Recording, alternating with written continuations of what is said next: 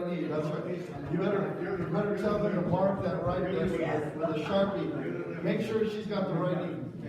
If they do the wrong knee, then they got to do the other knee. I want to just thank you. I want to thank you for last Saturday. We're still living in the blessing of last Saturday. And I just appreciate all of you so very, very much. You poured out so much love, all of you, and we cannot thank you enough. Thank you, brother. And so I want to say we pray a big blessing over you every day, and I mean that sincerely from the bottom of my heart. I am a pastor. I got a pastor's heart. It's in my spiritual DNA. So I was joking with a younger pastor today, and I told him, they asked me when I'm going to retire, and I said, in the casket. So that's just it. That's just it. I'm going to serve the Lord till the day I die, my last breath.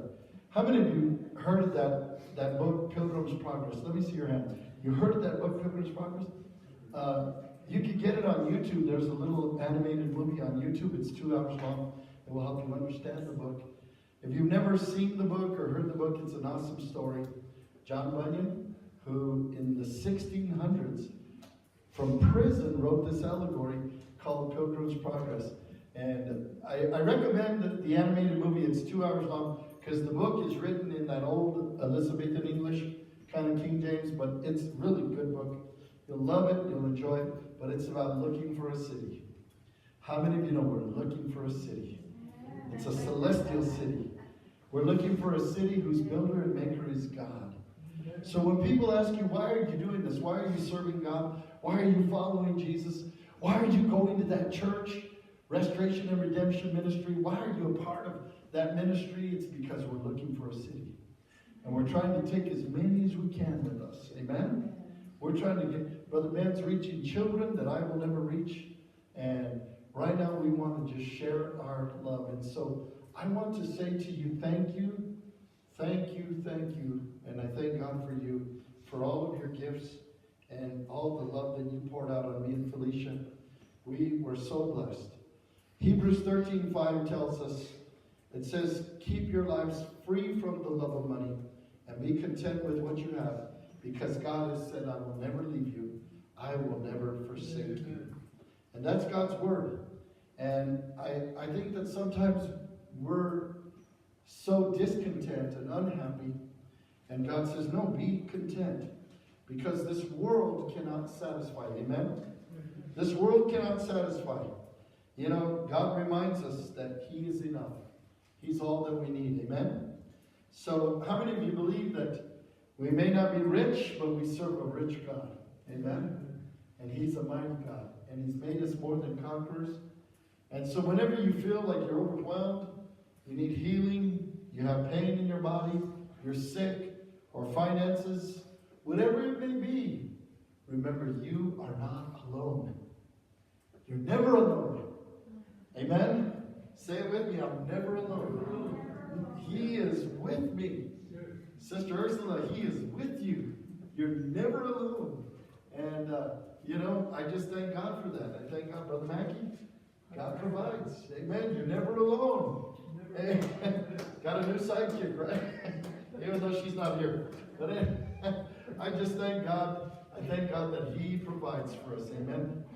And so we're going to receive our regular offering, and then we're going to receive another offering that we're going to help Sister Margarita's mother. We were praying for her. We put her name on our prayer chain and help her family because her stepfather passed away unexpectedly.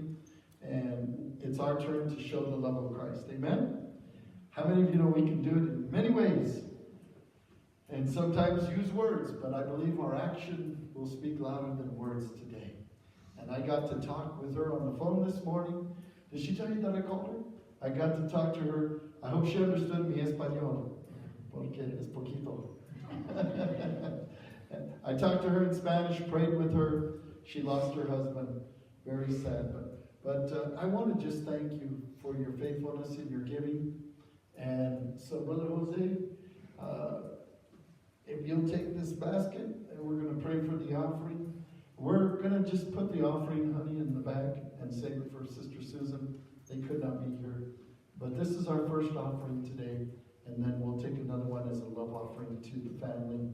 And whatever you can do, large or small, we trust the Lord. Amen? And so, in both of the offerings, if you're writing a check, you could write it to R&R Ministries. I forgot to bring my shirt that says R&R Ministries on it, but I'll bring it next week. R&R Ministries. I'm going to do some advertising. But if you'll pray with me and ask the Lord's blessing. Father, thank you for your faithfulness. Thank you for the tithes and offerings of your people. Lord, we're not living for money. We're not living for fame. We're not living for fortune.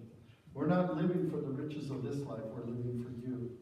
And so, Lord, I pray that you bless the offering for Restoration and Redemption Ministry. In Jesus' name, amen. Amen. Thank you, Jose. Jose's going to go by and he's going to pass the offering basket. And thank you, brother. If you could just put it in the bag there for me. Amen. So the second offering, please remember the second offering. We're taking two separate offerings. The second offering will be to help Margarita's mother. Her name is Virginia, and God bless her heart. She is a beautiful Christian woman. We reached out to her, loved her, Margie's grandma. And so Margie, our condolences to all of you. And so I want to thank you for your goodness and your faithfulness, because it's because of your love. And so I believe in giving. How many of you believe if you want to start living, start giving? Amen. I know that rhymes, but I love rhymes. And so they're going to bring me up the offering basket. I'm going to ask you whatever you can do. Whatever you can do. Let's do it for the glory of God. Amen. How many of you know God loves a cheerful giver? Amen. How many of you believe God loves a cheerful giver? So we're going to pray for the family right now. If you're writing a check, if you need to, you can make it out to R&R Ministries. We are going to reach out to this beautiful family and trust the Lord. Heavenly Father, we pray right now for Hermana Virginia in El Paso, Texas. Lord, we pray right now that you will send comfort to each and every one of them. Lord, I know that they're suffering the loss, just like Sister Margarita is right now, and Brother Alex, and Jose and Margie. Lord, we just agree with them, Lord, that you're going to take these few loaves and these few fishes, and you're going to multiply it and meet all the needs. And Lord, we thank you in Jesus' name. Amen. And amen. I'm going to ask you to maybe stand with me, if you will. And we'll figure this out. If you'd like to come and bring your offering, I'm going to hold the basket here.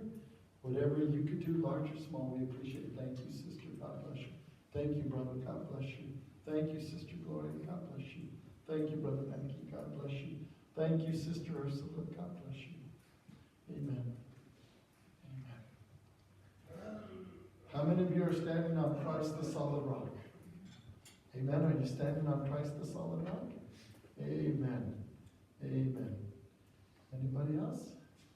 Anybody else? Amen. Praise God. I'm going to just leave the basket here.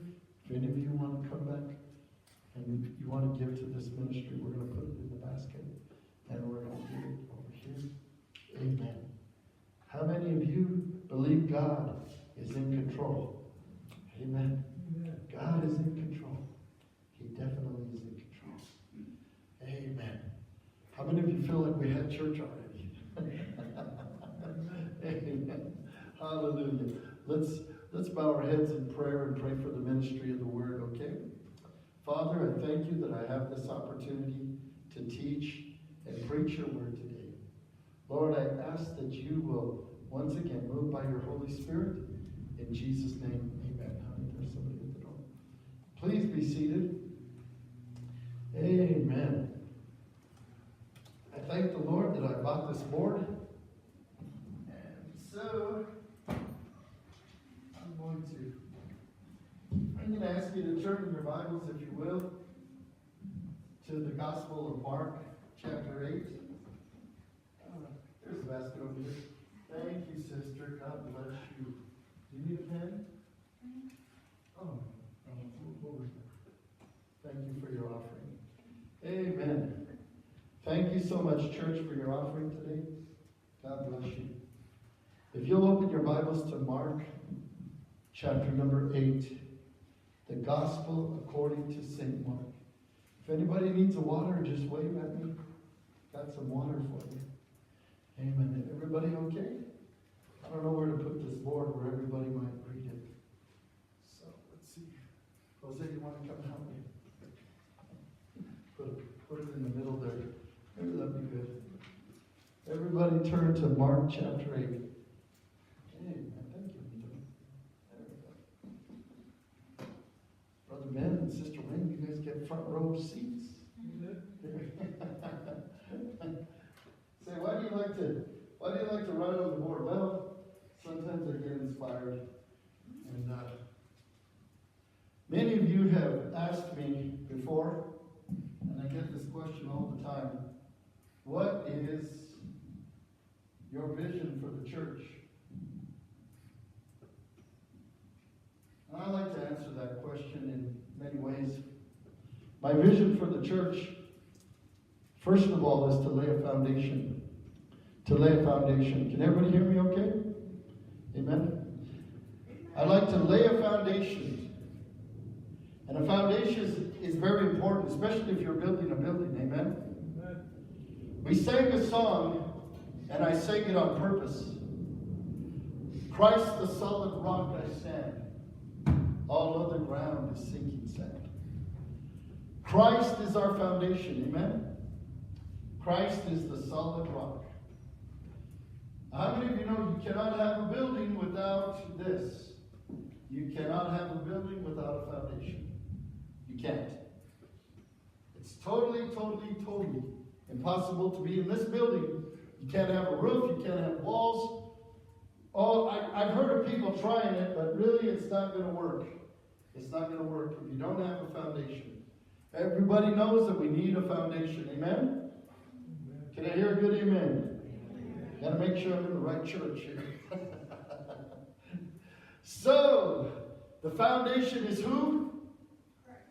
Christ, and Christ alone. Jesus is the solid rock that I'm standing on. I'm standing on Christ and Christ alone. And so today, I want you to turn in this passage in the Bible, because this is going to help us understand the true foundation. You see, if we don't have the right foundation, we're going to be in a whole mess of trouble. Can somebody say amen? If we don't have Christ, the right foundation, we're going to be in a whole mess of trouble. And so when I talk about foundation, I want you to know that I'm talking about three things there. And I want you to help me understand this today. I'm talking about our foundation. I'm talking about our vision, where we're going with our church. And I want you to talk with me about building. Building, not a physical building, but building the kingdom of God, building the people of God. You see, before we get a nice building and a nice website, and before we get all those nice things, we got to have this. We got to have the foundation. We got to have our vision. We've got to have the building of the people of God, that we are united together. We are knit together. Did any of you have a mom that used to knit stuff? Any of you? Anybody like knitting? Crochet? Grandma? Abuelita? She liked to knit? Crochet is really strong, but knitting is even more powerful. Did you know that? Knitting is when you knit something and it almost looks like it can't come apart because you knitted it. And so I want you to notice with me, what is our true foundation? What is it? Our true foundation is Christ. Our true foundation is building upon Christ. Our true foundation is something that we need to understand from this word.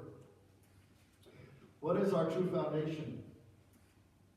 What are we building on? This story that I'm going to read to you is another one of my favorite stories. I'm sorry, I got a whole bunch of them.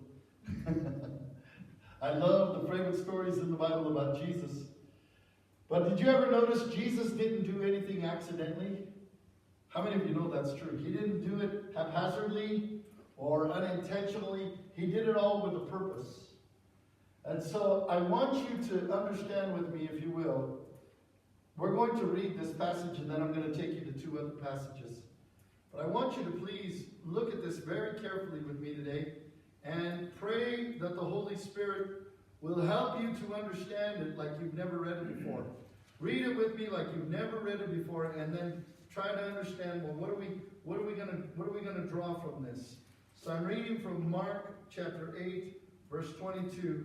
It says, they came to Bethesda. How many of you see that there? See that in your Bible? Say amen if you see that. And they brought a blind man to him, and they entreated Jesus. They use the pronoun he, but it's Jesus. They entreated Jesus to touch him. And it says, and Jesus took the blind man by the hand, and he brought him out of the village. This is interesting. And after spitting on his eyes and laying his hands upon him, he asked him, do you see anything? Now, let me stop right there and tell you. First of all, he broke all the ethical protocols, you know. Why would you pray for somebody and spit on them, right? Kind of sounds kind of scary, doesn't it? Kind of sounds like those weird, freaky preachers on TV that spit on people, right? I don't want nobody spitting on me. I'd like you to pray for me, but don't spit on me. But hey, if it's Jesus spitting on me, Lord, spit all you want. Amen? Because I need healing. I'm blind. I'm going to show you in just a minute, and I hope you'll get blessed by this. And so, in case I forget, Jesus healed many blind men and people in the Bible. Did you know that? And every time it seems like he did it a different way, Brother Mackey. He told the blind Bartimaeus, he said, just receive your sight. He told another two blind men, as according to your faith, let it be done unto you. He did another way where he spit on the ground. God bless you, sister. He spit on the ground, and Jesus made mud. Everybody say mud. Yuck. Right? He made some mud, and he put it on the man's eyes, and I believe that the pool of Siloam was just like from here to that door. And Jesus said, go wash in that pool. And he went and he washed. Jesus actually put mud on his eyes. Jesus didn't just spit. He put mud on his eyes. And then Jesus said, okay, now go wash. And he obeyed. And he washed the mud away. And the moment he washed the mud away, he was completely restored. And there had never been a case where a man who was born blind, he was actually born blind, that he was able to see. Jesus can open blinded eyes. Did you know that? Even today. I'm not talking just physical, but I'm talking spiritual. Jesus can open your blinded eyes if your eyes are blind. Amen. Jesus can heal you of any sickness, any disease. And it says here, I want you to please notice, because this is so important. It says that Jesus asked him after he laid hands on him, do you see anything? And verse 24 is so important, because it says he looked up and he said, it says he gained sight. He looked up and he said, I see men, for I see men like trees walking about. I see men as trees walking about. How many of you like this story? He doesn't do it the same every time, does he? He said, what do you see? I see men, but I see trees. They look like trees. They look to me like trees. So what does Jesus do? Verse 25, it says, he then again, this is Mark chapter 8, verse 25. He laid his hands again. Everybody say again. Again, he laid his hands upon him, and he looked intently, and he was restored. Everybody say restored. Do you know why I love that name? Restoration and redemption. Ministries. Because I believe Jesus wants to restore every one of us. Can you say amen? It said he instantly looked again and he began to see. He was restored and he began to see. Look at it in your Bible. I want you to read it out of your Bible. I don't like those preachers that say, well, just take my word for it and you listen to what I say. And no. Read it out of your Bible, please. It says that he began to see everything clearly. And Jesus sent him home, and he said, don't even go back into the village. I don't want you to go back. He took him out of the village to pray for him, and then he heals him, and he says, now don't go back through that village because they're going to probably try to talk you out of your healing. It's just my warped sense of humor that I say that. But y'all understand what this is saying? Jesus prayed twice for a man. People say, well, you're only supposed to pray one time, and if you pray one more time after that, it's unbelief. I defy you. Jesus prayed twice. I dare you call him an unbeliever. Well, what was it? Jesus was doing something for a reason and a purpose. Honey, how does the King James say that last verse that I read, verse 26? And he sent him away to his house, saying, neither go into the town, nor tell it to any in the town. All right. So here we got a story where Jesus is telling people again, don't tell anybody what I just did for you. Remember the man that was delivered of all those demons in the Bible? He wanted to follow Jesus. Jesus said, no, go back to your house. Go back to your home and tell everybody. Describe to them what the Lord has done for you. And now here, Jesus understands the crowd. Jesus understands what he's dealing with. Everything Jesus did was a reason and a purpose. Can you say amen? Amen. You see, brothers and sisters, we need to understand our foundation.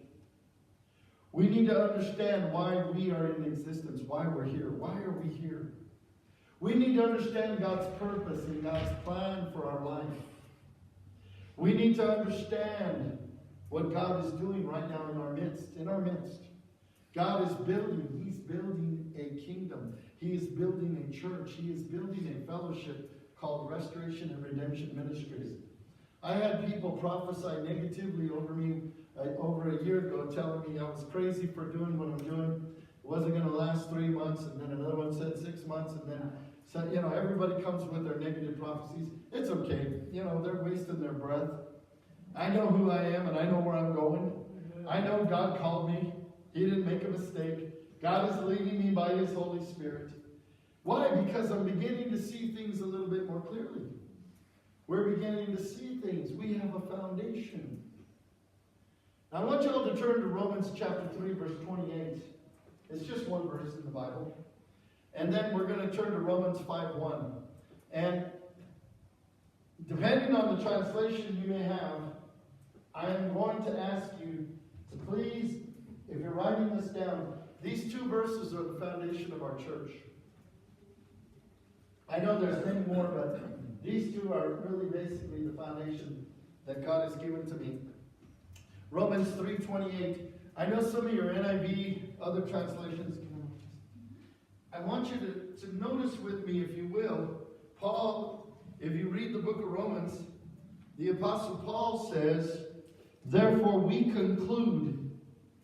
The King James uses that terminology. Therefore we conclude that what? A man is justified. Thank you, Brother Mackey. That a man is justified by what? Faith. By faith. Without the deeds of the law. Without the deeds of the law. Therefore we conclude. Now, Jose, Margie, how does your Bible read on that verse? Because I'm going to prove something to you here.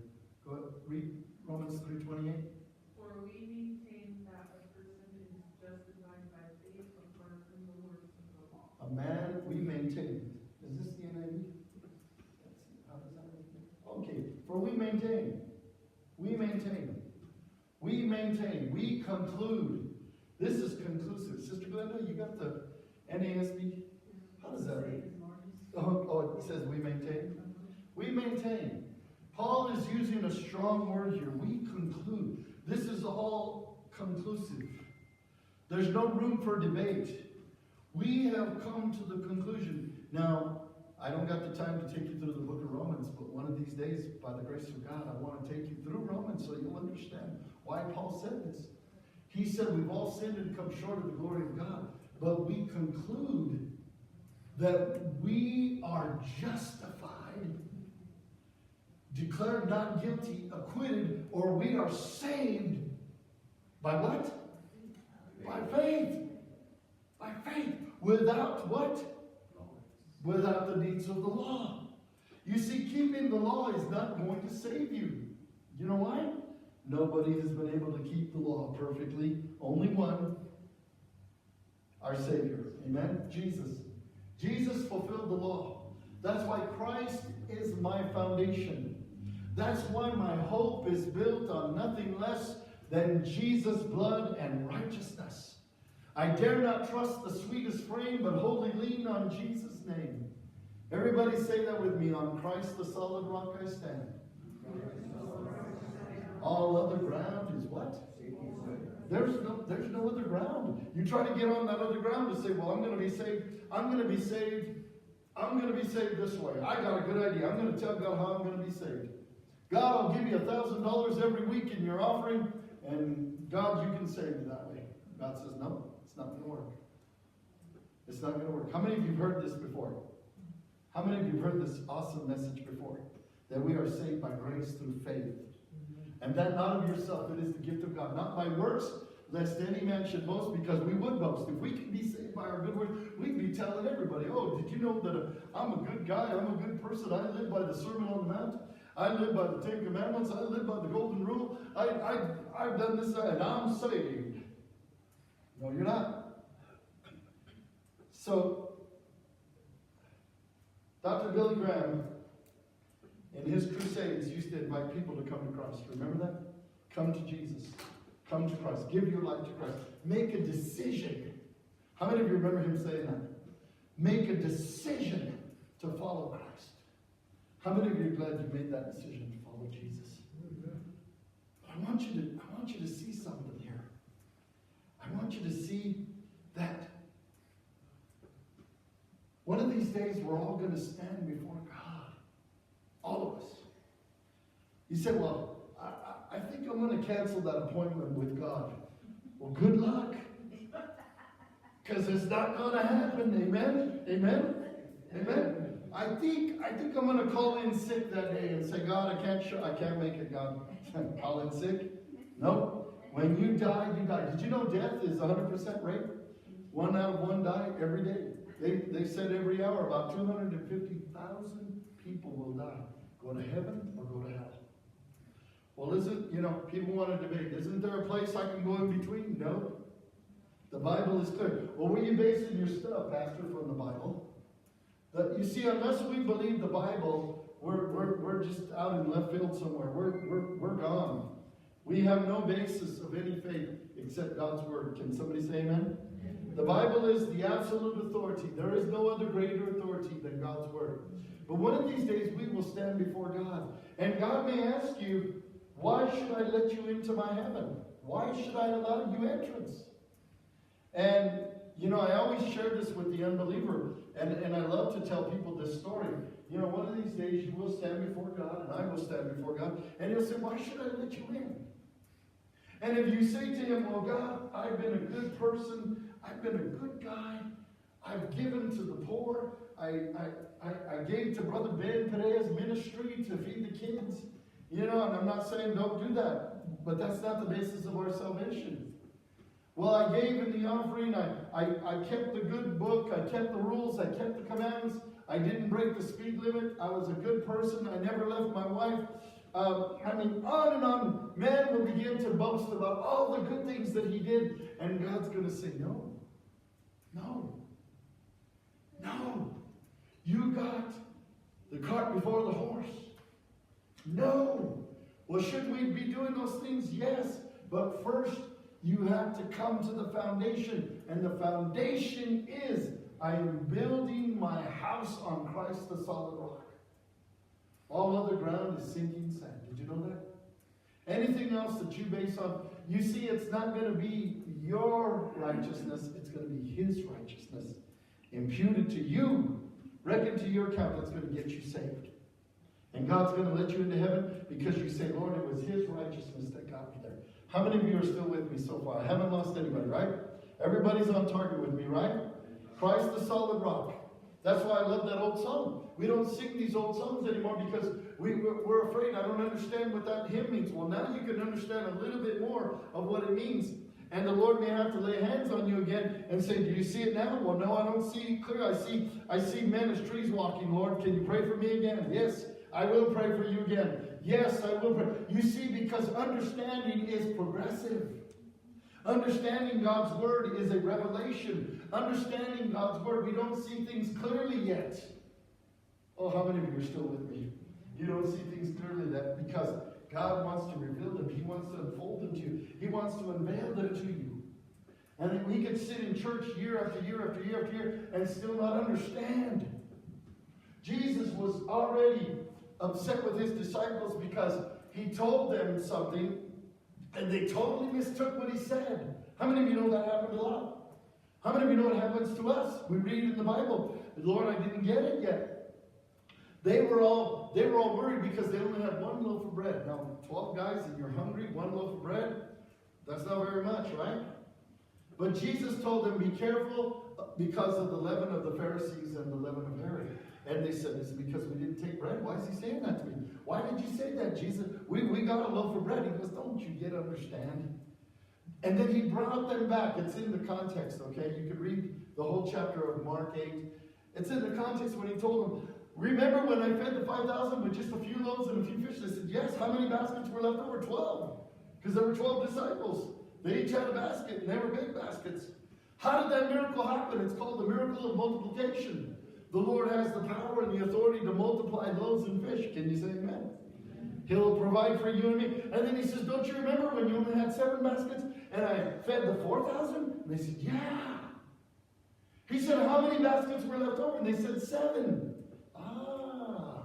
You're getting to understand. You see, their hearts became hardened because they did not yet understand. They weren't seeing clearly. They weren't seeing clearly. And a lot of times the Lord, just like this blind man, he said, do you see clearly? And he says, well, Lord, I can see a little bit. I can see a little bit, but I see men as trees walking.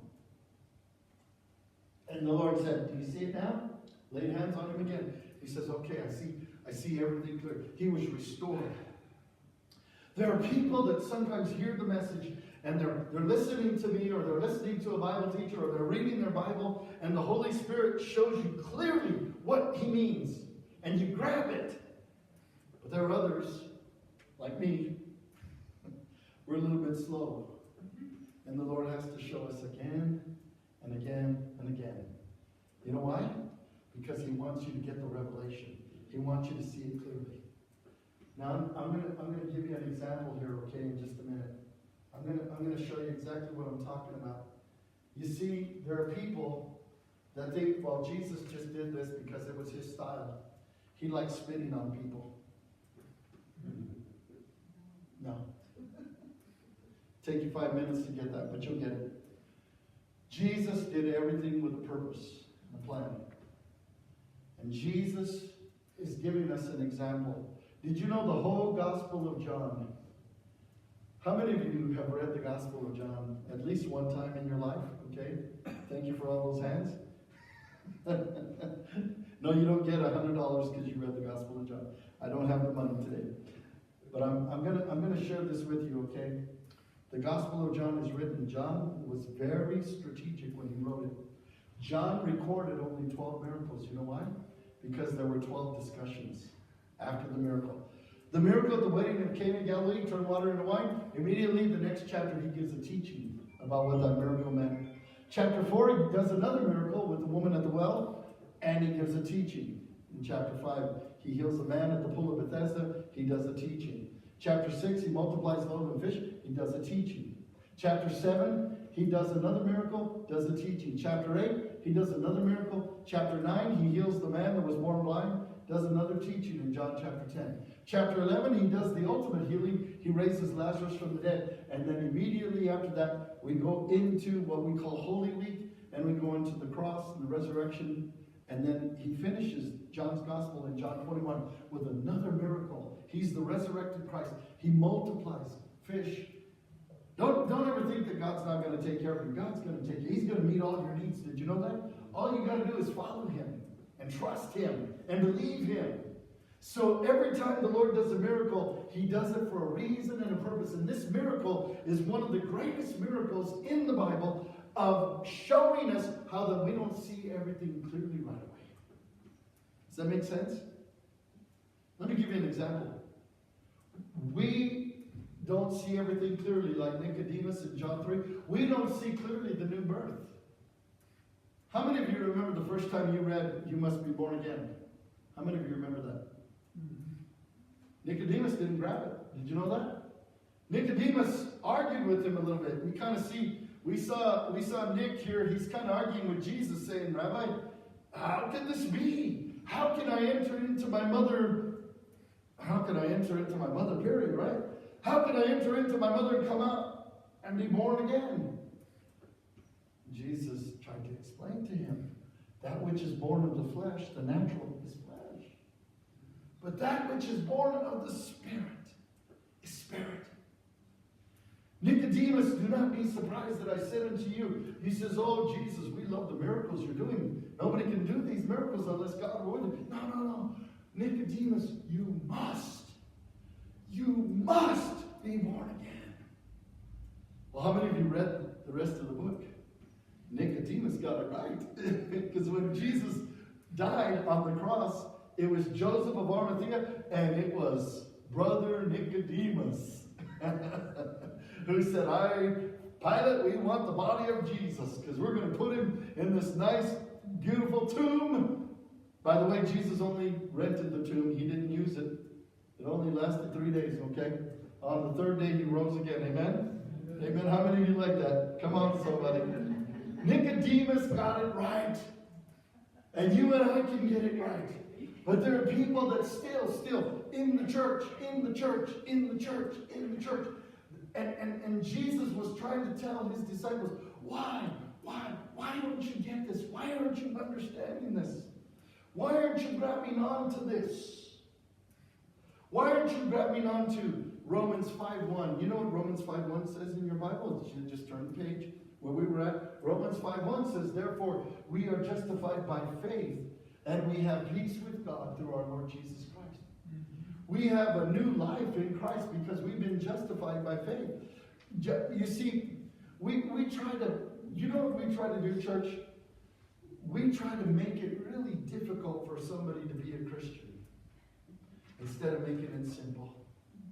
Did you know we just need to pray for those people that the Holy Spirit will open their eyes? What am I talking about? You know what I'm talking about?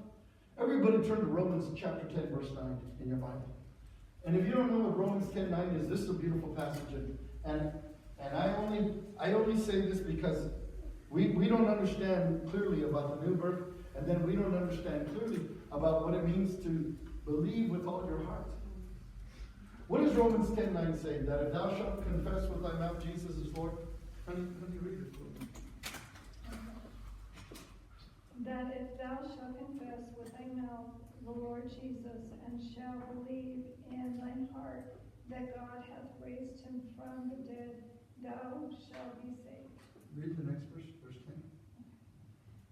For with the heart man believes unto righteousness, and with the mouth confession is made. With the heart man believeth unto righteousness. Amen. With the heart. So what does it mean to believe with the heart? We have to understand by the Holy Spirit what that means to believe with my whole heart. What does it mean to believe with my heart? It means your spirit, your entire being. You believe that Jesus Christ is the Savior. You believe that Jesus is the foundation. You believe that Jesus is the vision. See, we're talking about vision. You will never see the vision unless he touches your spiritual eyes and you're able to see it clearly. Can you say a good amen? Amen. That's how we build the church. When the Bible says in Proverbs 29:18, where there is no vision, the people perish. But see, that vision has to come when the Holy Spirit, boom, opens your eyes. Opens your eyes. You know what the Bible says in Psalm 146, verse 8? You can look it up later, and you can write this verse down because it's a good verse. It says in Psalm 146, verse 8, it says, the Lord opens the eyes of the blind. The Lord is the one that wants to open all of our eyes so we can look at the foundation, we can look at the vision, and we can look at our building. You see, church, God has great things for us. But we got to be united together in love. We got to stick together like glue. Super glue. How many of you like super glue? I've had to use super glue for a lot of things. But the love of God is the super glue that's going to stick us together. We're going to watch each other's back. We're going to be united. We're going to be together. We are going to say, we're going to arise and build, just like Nehemiah said. We're going to arise and build a wall. But first of all, before we do that, we got to see the vision. Got to see the vision. The Lord has to open our spiritual eyes. How many of you remember, if you keep reading in Mark there, and I'm not going to read to the end because I'm going to wrap this up because I'm only going to give you a little bit of the medicine, and then next week I'll give you some more. And how many of you remember, this is a great story, remember when Jesus told the disciples, they're standing at Caesarea Philippi, and Jesus tells the disciples, he says, who do they say the Son of Man is? Remember that? How many of you remember that story? If you remember it, raise your hand. Because you all remember that story. Come on. Who do they say that I am? And they said, well, some say you're Elijah, because Elijah never died. Some say you're John the Baptist, risen from the dead, because Herod had him beheaded. Some say you're Jeremiah, or one of the prophets that came back from the dead. Or some say that you're just some wild prophet. But remember Jesus, he looks at the disciples, he says, but who do you say that I am? It's like personal, Sister Anna. Who do you, Anna, say that I am? Yeah. And what did Peter tell him? What did Peter tell him? You are the Son of the living God. Christ. You are, that word Christ is Messiah. You are the Messiah, the King that's supposed to come. And Jesus turned right around. Unfortunately, Mark doesn't record it that way, but I love Mark. But Jesus said to him in Matthew 16:18, he said, blessed are you, Simon Barjona. Blessed are you, Margarita Rubio. Blessed are you, Alejandro. Blessed are you, Jose Herrera. Blessed are you, Ben Perea. Blessed are you, because Sister Glenda, flesh and blood did not reveal that to you. Gloria, my Father, revealed it to you. Sister Linda, the Holy Spirit revealed it to you. Brother Lee, the Holy Ghost came on you and showed you that Jesus was the Messiah, the only way to salvation. Do you see why, when the Reformation took place, that the church had no joy, they had no song, they had no worship, all they had was dead liturgy, but now they saw the just shall live by faith. They saw it. They saw it. It was like the lights went on. I've been in the dark for centuries. And now they've returned to the early Christianity of the early centuries. And now Martin Luther comes out singing. He comes out rejoicing. He comes out writing, "The mighty fortress is our God." Sister Ursula, the German church came alive. Germany was transformed by one man. Martin Luther wasn't afraid. They said, we're going to kill you. Have you all read the history of Martin Luther? They said, we're going to assassinate, we're going to destroy you. They had posters everywhere. Martin Luther, wanted dead or alive, mostly dead. Thank God, God didn't let him die. Did you know that? God preserved him because he came out with the message that the just shall live by faith, which is the foundation of the church. They came back to their roots, to the early church. And now the lights went on. And now they began to see, and now they began to realize what Peter was saying. You are the Christ, the Messiah, the Son of the living God. He said, blessed are you, Simon Barjona. Flesh and blood is not revealed to you, but my Father which is in heaven. And I say unto you, you are Peter, which means a little rock. But Jesus says, upon this rock, meaning the Petra, the huge rock, the rock of revelation, the rock of his confession of faith in Jesus Christ. Upon this rock, I'm going to build my church. It's my church. It's not the church of Pastor Felix. It's not the church of man. It's the church of Jesus Christ. Amen. It's God's church. I will build my church. And what did he say? What did he say? And the gates of hell shall not prevail against my church. Do you love his church? So I love Jesus, but I can't stand his church. Well, you're in the wrong place, brother. Come out of the woods. Wake up and smell the coffee. The coffee's good. Amen. It's better than Starbucks. Better than pumpkin spice. Amen. Wake up and smell the coffee. Jesus is connected to his church, the head and the body. If you're a part of Jesus, you're a part of the church. The church, if you don't stick with the church and love Jesus and be a part of a local church, guess what? You know that story, Pilgrim's Progress, I'm going to go back to it. When he finished the race and he went into eternity, his best friend Faithful was martyred for his faith because Vanity Fair, you'll have to look up this story. Vanity Fair represents the world. The world took him and sucked him in, and they said, if you stand up for Jesus in Vanity Fair, we're going to kill you. And they killed Faithful, his best friend.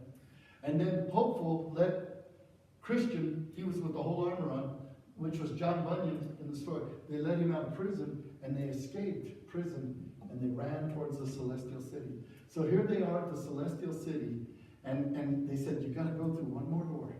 And it was like a wall. It was like the Red Sea, like a wall of a huge ocean.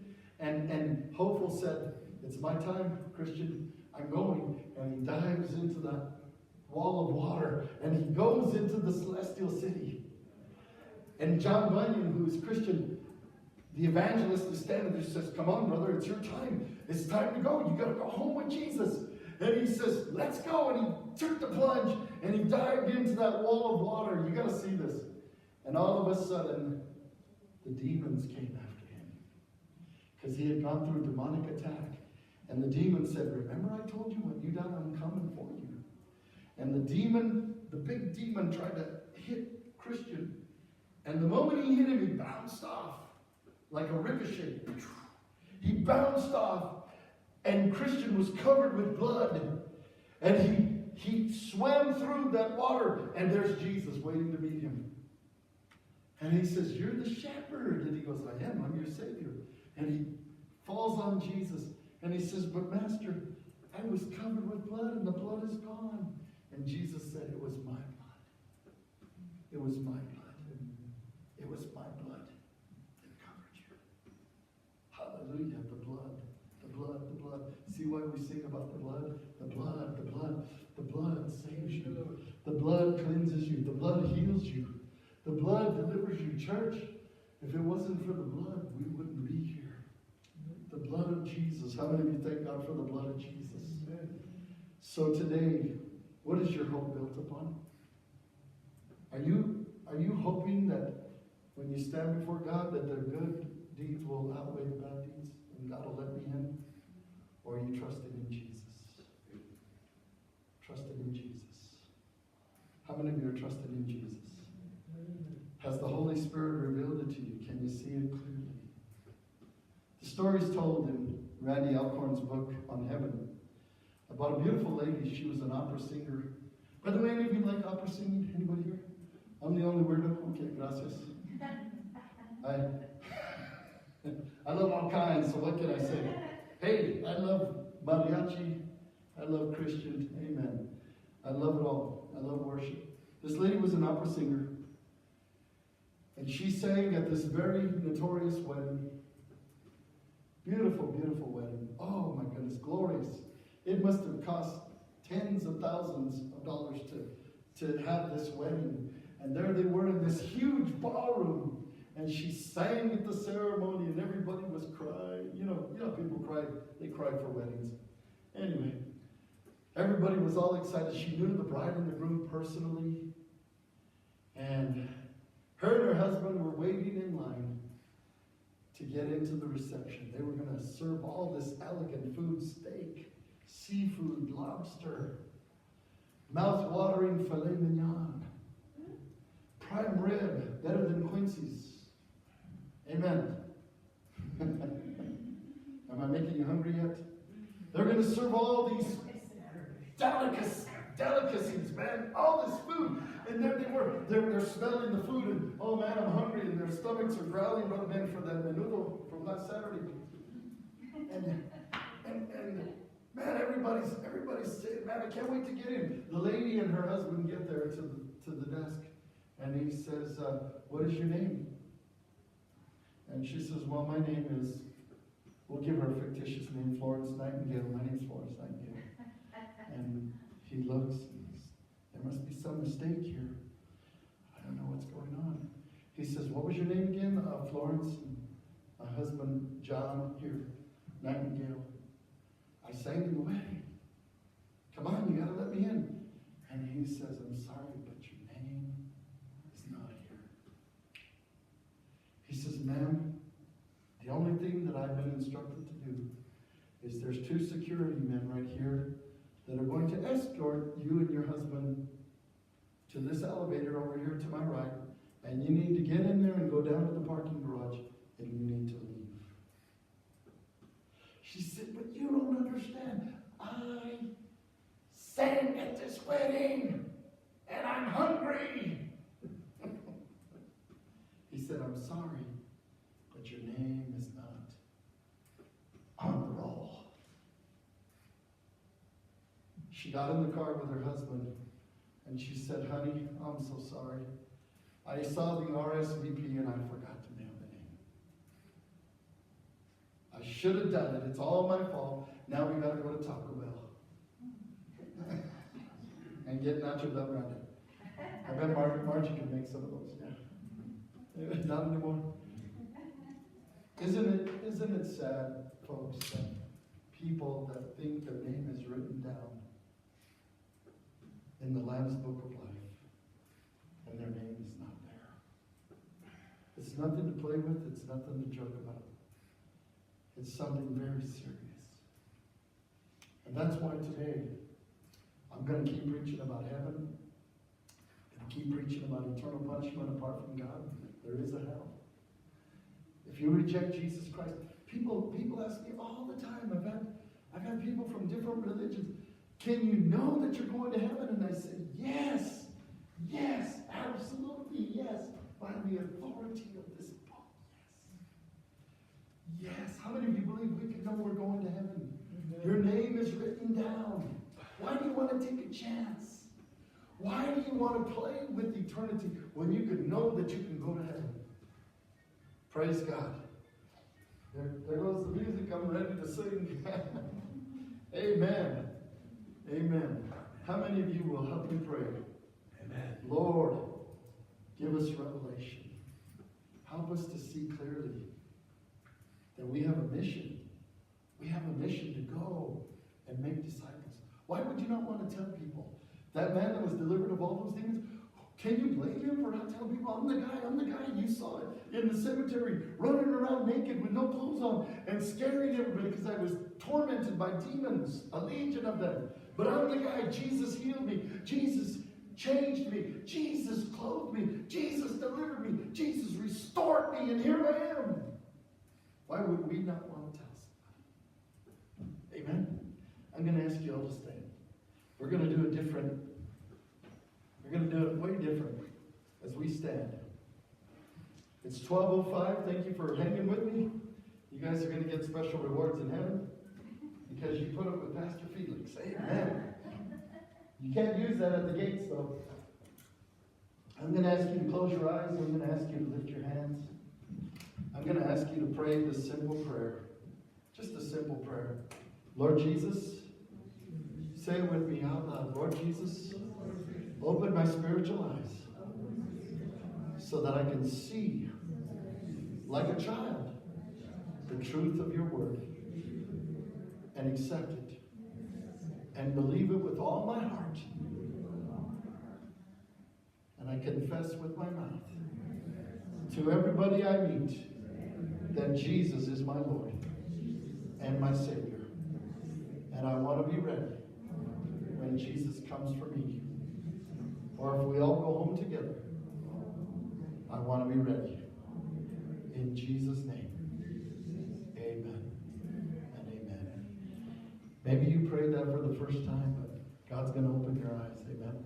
God's going to open your ears. He's going to open your heart. God bless you. We love you. Restoration and Redemption Ministries. We are the family of God. Amen. Let's go and do the work of the kingdom. Amen. God bless you. We love you. Amen.